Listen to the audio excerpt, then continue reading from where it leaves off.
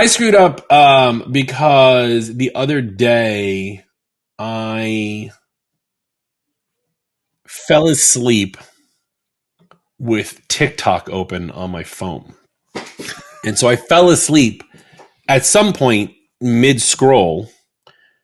And so whatever the next TikTok was that was on my thing, and I go to bed with headphones on. Like I have these really awesome headphones to go to sleep with. They're called bed phones. They're flat and they're just a wire that runs around the back. And the Bluetooth lasts for 12 hours. So you can get a good full night's sleep and they don't bother you at all. Okay. And so I fell asleep with this. I don't know what it was. But yeah, I fell asleep with a TikTok playing in my head all night long. And now, my entire TikTok for you is messed up because TikTok believes that I wanted to spend 8 hours watching whatever BS it was feeding me. Yeah, so that's my F up. So now my entire TikTok feed is messed up, as well as I know there's something rattling around in my head, some dumb TikTok trend that I guarantee I'll be on stage at Aces next week and be like, let's all do the hustle, or like something stupid.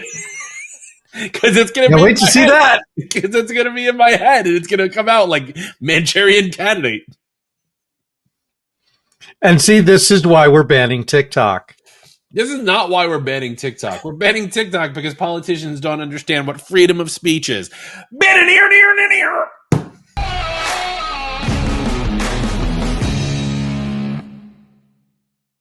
If you're struggling with the complexity of Microsoft 365 deployment, management, and automation, it's time to check out CoreView. Created by MSPs for MSPs like you, they help you with the end-to-end Microsoft 365 administration from the moment you set up a new tenant. Packed with things like unified visibility and control of all your tenants from a single UI, to powerful no-code automation engine, baseline tenant configurations, drift remediation, and much more, you can supercharge your productivity and do even the most time-consuming tasks with just one click. Work effortlessly and deliver best practices to your customers today with CoreView. To learn more, visit atmsp.link/CoreView.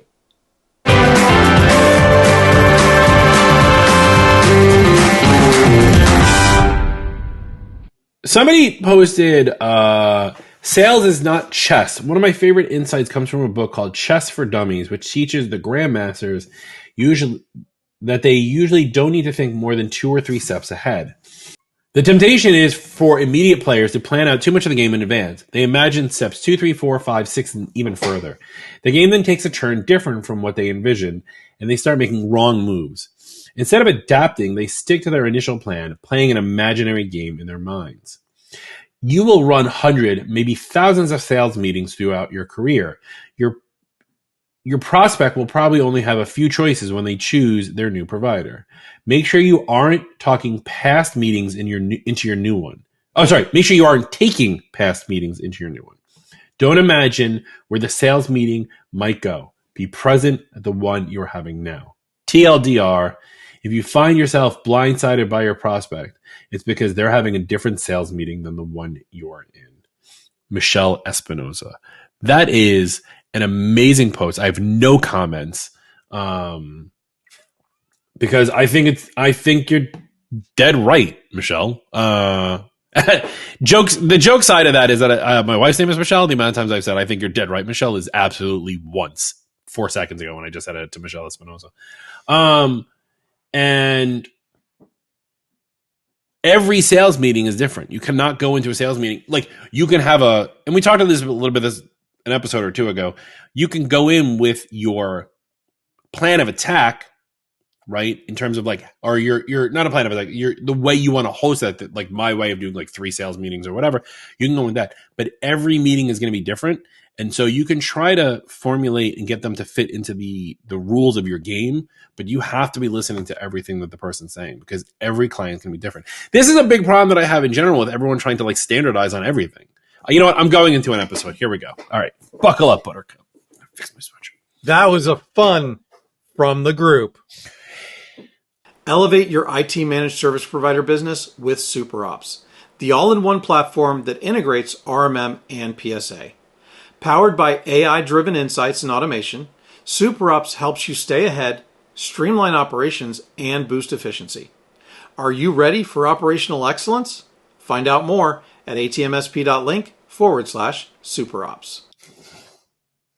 Here's my problem. Everyone wants to standardize everything. And the fact of the matter is, no, unless you're only selling one product to a bunch of clients who are all the exact same, you can't standardize it, right? Everyone wants to standardize onboarding or offboarding or how we're going to do this, or sales, just like what Michelle said from the group.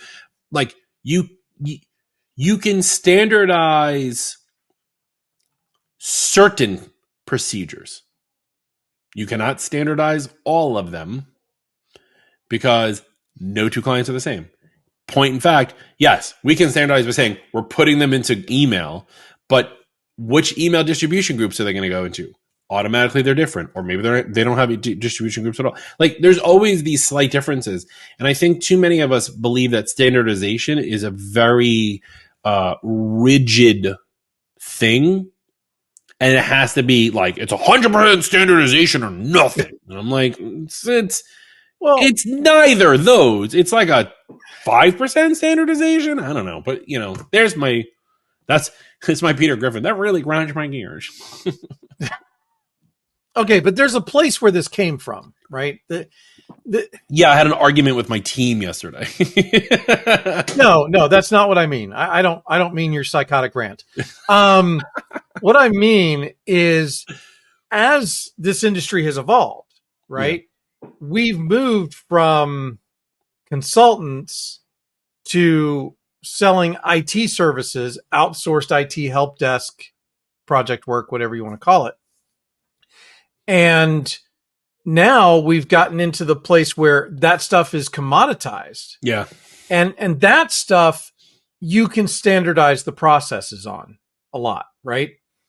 What you can't standardize on is the solution for the client. That's where people get themselves in trouble. And now I think this is creating a bifurcation in the industry. You're having the people who are going to chase after commoditization, driven by standardization, because that's the only way they can improve their profits. Yeah. But then you're going to have people going the other direction in terms of customization so that they get the higher profit margins, but off of fewer clients. See, with commoditization, you have to sell more at lower profit margins. With consulting, and that's, creating custom solutions, less clients, higher profit margin. Talking about commoditization, I'm trying to find where somebody... this article was in Columbia Magazine. How Quincy offers tech support for boomers. Co-founded by Ryan Green, I'm assuming this is the class of 2021 business. The company guides older adults through ever-changing digital world. Now, I've said this on the pod before. One of the greatest ads I ever heard was for a product called Bushel, which is now Jamf now, way back in the day, because when it was called Bushel. And the ad was read by Jeff Gamet on an episode of Macworld podcast that I was on. And he said, take care of your parents the right way, remotely, with Bushel. And that has stuck in my mind for like 10 years. Anyway, this dude, Ryan Green, 21 BUS, basically has launched tech support for the older generation. 2 paid tiers of service. $4.99 per month, pay as you go, which caps the cost of support sessions at $11, or a $19.99 per month, all inclusive.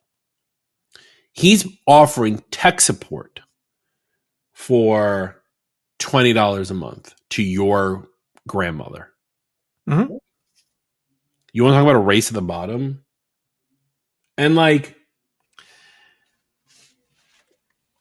I have older clients. Like I have a couple of like individual older clients that are still on our books. There's not been a single time any one of them has ever called us, and it's taking less than 4 hours to get them to like click the orange, the the blue O in their dock to get Outlook launched, right? Like, okay, I'm being a little sarcastic, but you know me. It's just I think I don't know what I think about this particular situation because he commoditized it to the nth degree here. Yes and no. Because remember at the beginning of this, you talked about standardization only works if you have a very specific client and they all look the same. He's done that. But at the same time, no, because my comment was if you're selling one product to one type of client you can repeat. In my head, I meant, are you selling email backup services for Microsoft 365 customers? And that's it, right? When you're dealing, as soon as you add the human aspect of it, right? If you're dealing with multiple grandparents, yes, they all like Werther's Originals, but like they're at very different levels of the spectrum of knowledge. They're at different levels of what they're doing. Some are Facebookers. Some still think MySpace is a thing. Some people, I mean, my mother's on TikTok. Don't ask me what she's doing on TikTok. I have no idea. But like, I don't. I see how you're trying to play me against myself, but I'm calling your bluff, dude. But in my opinion, he is only selling one product. He's selling help desk to old people. Yes. So one audience, one product. I'm going to his website. Oh, I can't even copy and paste from Columbia.edu because and here's the thing. It's because of what he's offering, right? And because of who he's offering it to, probably he doesn't get a lot of calls per client. Now, there's going to be that one client who uses up all of his time. Okay? Yeah, 100%. But I think if he's done it right, he's probably proved out the math and made sure that it works. I mean, I don't know if the price is right. Okay. I think that's the gripe I have is that the price is, I think the price is way too low because even in New York, you got the two guys that are fighting over pizza. The person who gets to 65 cents per slice loses. Yeah, but I would also, if you eat at either of those places, you lose. I would also bet though he sells a lot more of the $4.99 than the $19.99. And at the $4.99, he's actually charging them for time. He's just limiting it at $11 per incident. Correct. So $4.99. I'm on his website now. $4.99. Speak with a live person immediately. $11 copay per session. On-demand technicians 7 days a week. Some defense suite. Cancel anytime. His unlimited plan now it's even less. It's $18.99 a month. Plus you have unlimited on-demand tech. Request your favorite technician. Valid for first-time subscribers. And then he has this new plan for $35.99 a session, which I guess gets you, which is like a one-off. I guess it's not a month. Guaranteed resolution or your money back. No contract. I mean, he's making it stupid simple to do. I'm also wondering where his staff is. I don't want to rip into this guy. I'm not. This isn't the point. The point is not ripping this guy. The point here is the commoditization, and we've talked about this so much on this show. It kind of pisses me off a little bit because, like, see, this is what happens when we record late. My phones go off.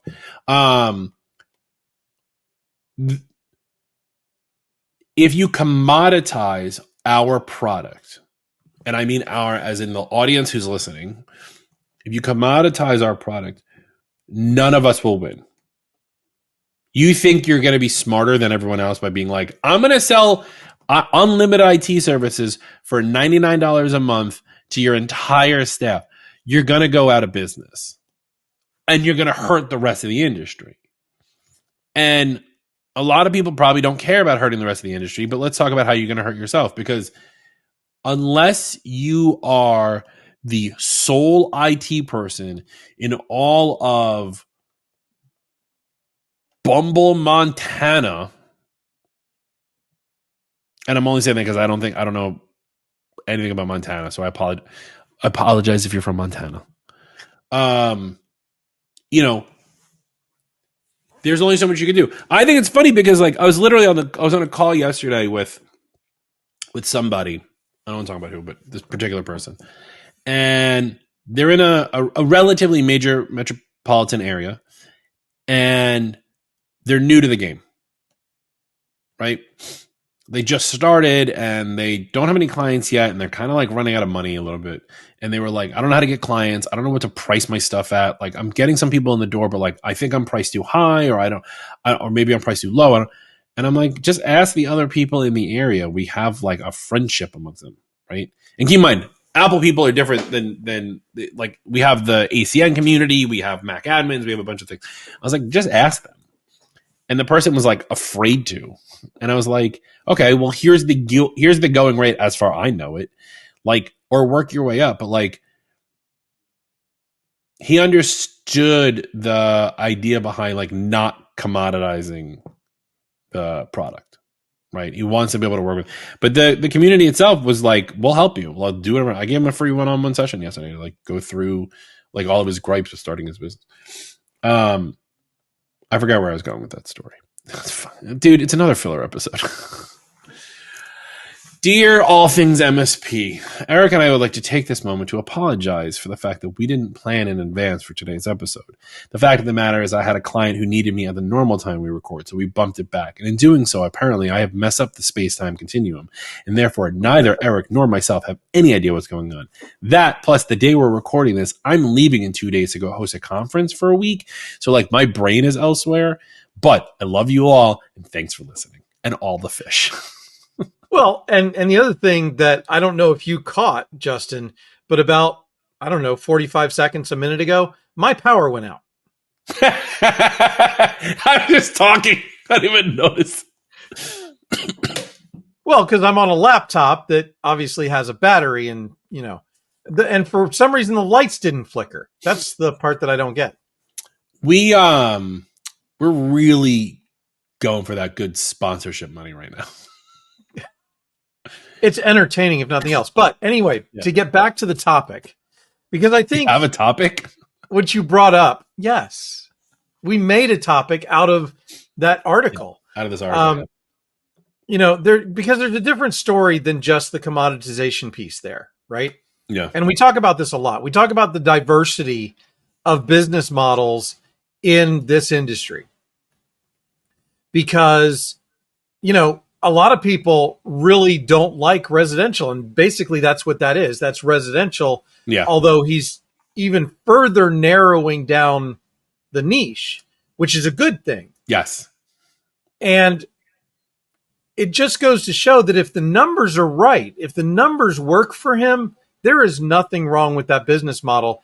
And it doesn't hurt the average MSP who's serving businesses, right? Because it's different. It's a service that is needed, right? We all know those people that service is good for. Yeah. And so is there a lot of room for that? No. So it's not going to be a mass business like the MSPs serving small business, because there's so many small businesses out there that there's hardly enough MSPs to handle it all. But with residential, if that's what you want to do and you can do it well and you can make it work for you, more power to you. And I've talked about this before. I have a couple friends in LA who do only residential. I have one friend in particular, this guy Jeremy, who going back to the standardization part of it is he doesn't standardize the way he works with clients. Well, no, sorry. He doesn't standardize the things that the clients are asking. He standardizes his procedures around how he works with the clients. So what I mean by that is this particular gentleman, no phone calls. You can only text or email, and you have to be okay with playing in his sandbox. He makes the rules around his business. And if you can play in that sandbox, great. He'll work with you. And if you can't, he'll move you to somebody else. And like, he's totally fine. And he's got a pretty good business, and he's living large out in LA. He lives down the street from the, this is funny. When I went to go see him, I like Google mapped his house so I can get the right place. and up the street from him is it's marked as the Toretto house, which is the house that Dominic Toretto from Fast and Furious lives in. It's like a real house in LA, and it's like down the street. But that's how it works. And for residential, for what he does, I think it plays well, right? He knows his particular types of clients. Keep in mind, it's LA, so there's, high net worth individuals who will work on his time versus I'm in New York City, and, if you don't get it fixed in 4 hours for somebody, they're just going to cancel your contract, sue you, and hire someone else. Like, I don't get to make the rules. That's New York City rules. Maybe it's a little different since COVID, but it works for some people 100%. Right. And I think possibly the way, the way it works for my friend Jeremy is the way it probably works for this Quincy guy or Quincy company. His name is Ryan, but the company is called Quincy. Yeah. It's just that he's figured out how to scale it up. That's the difference. Exactly. There's another company that's out there, and I don't want to mention these guys by name at all because I think they're a little bit a lot of people in my industry or on the Apple side don't particularly like this particular company, so I don't want to mention anything. Shocking. But, this like one company everyone is kind of like gone against, as far as I know. But they kind of did the same thing. They commoditized outsourced IT support for small businesses, and they threw up a number and they threw up a product in a window. Now, I did lose a customer to this particular this other MSP, and I heard through the grapevine within 3 months they left, right? Because they're a little bit more showy than they are dewy. Yeah, they've sparked some outrage. You know who I'm talking about? No, but I'm guessing. It's funny how it's, for those who don't know, behind the scenes, like, you guys know that Eric's in a completely different state than I am. We're recording this on StreamYard because we're in different places. And so, like, telepathically, I am telling Eric exactly who I'm talking about. Or you could just put it in the chat. Or I can text you while we're on air. That's true. But, so there are good and there are bad. I think that's what it comes down to. I think there are rules you can follow, there are rules you can't follow, and I think it also depends on who your niche is, right? For us, see, I have my do not disturb on, so I can't see who you were typing, but that's exactly what I'm talking about. See, you guys think we're bullshit, but I'm telling you, we're on the same page. There's levels here. All of this comes back to, let's just bring this all the way back to the very beginning, because Michelle's sales is not chess. You know what? Neither is anything else we do. Right. That's what it comes down to. Like, even in our own industry. So I'll tell you an anecdote. You remember, like, 5 episodes ago, I was complaining that it was day 147 that I was moving this data from the Synology. And It turns out that Synology's Drive Sync software does not move files that are longer than 2,048 characters because the Synology has not yet moved to the 64-bit world. Thanks. It took us 3 weeks. We finally found a piece of software that will merge this stuff. And I told the client, hey, I'm merging this stuff. We're good to go. Here's my plan. We're ready to do this. Let's get this going. And he's like, yeah, let's do it. Let's move it. Let's merge the stuff. And I hit go. And within 6 hours, he goes, stop. People are having a hard time trying to figure out what's old data and what's new data. And I was like, what? So the entire plan just went right out the window. And guess what? We had to start all over again. So, like, you can't plan for that. That's why we're in business. I do make this comment a lot. I do say this. I go, I don't understand how any of us have a job, because computers are math. Computers are code. Code is math. Math is math. From Incredible Sue. Math is math. 1 + 1 = 2. But one day, 1 + 1 doesn't equal 2. And that's why the server just stopped working. Thanks, Microsoft. Okay. I don't know how I follow that up. I mean, I think the analogy to chess is very accurate, and it not working for business models, because yes, you can set up processes, but things change all the time. And so you can't be thinking that many moves ahead because the plan's going to go off the rails, things that you have no control over. And so therefore, it doesn't do you that much good to think that many, moves ahead because people just, yeah. The other thing about that also is, and this is because I had some members of my team who used to do this, is that they would try to plan for all of the anomalies. And they would before anything got done, they would write their SOP and they would try to go through it and try to be like, what could possibly go wrong? Or what are all these things? And I was like, you're not getting anything done yet. You haven't done move it. Because they have a word for that. Procrastination. It's actually 2 words. It's analysis by paralysis, or paralysis by analysis. Sorry. First off, that's 3 words. I know, because it's really supposed to be analysis paralysis, and I totally messed it up. That's the name of this episode. Okay. Analysis paralysis. Yeah. It took me a while. We finally started to break people of it because I was like, you don't know that it's going to break. You may actually have a plan that works. And but what if it does break? Okay, well then you deal with it in the moment. That's what we do. We are fixers in the moment. This is another reason why I don't like anyone who writes, we do proactive services. Everything we do is reactive. But I think we've talked about that to death. I don't want to get into this one again. We have, and we disagree, and that's another episode. If you want to find out what happens next, follow us at facebook.com/group/all things MSP. If you want to throw some shade at us on this particular episode, go to youtube.com/@all things MSP. Subscribe, hit the bell, and then leave some nasty comments below. Eric and I will respond to all of them. Yes. In we will. Best manner we know how. I'm sorry, guys. I'm sorry, everyone. Especially the people of Montana. I guess the only thing left to say is, bye! What the was that? Thanks for listening, and don't forget to subscribe to us on your favorite podcast platform.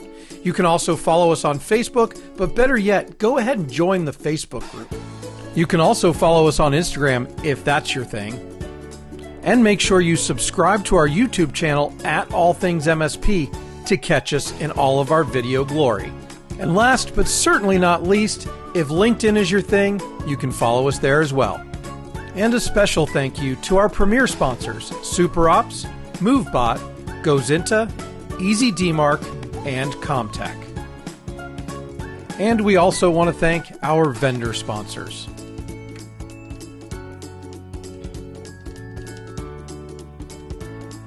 The All Things MSP podcast is a BizPow LLC production.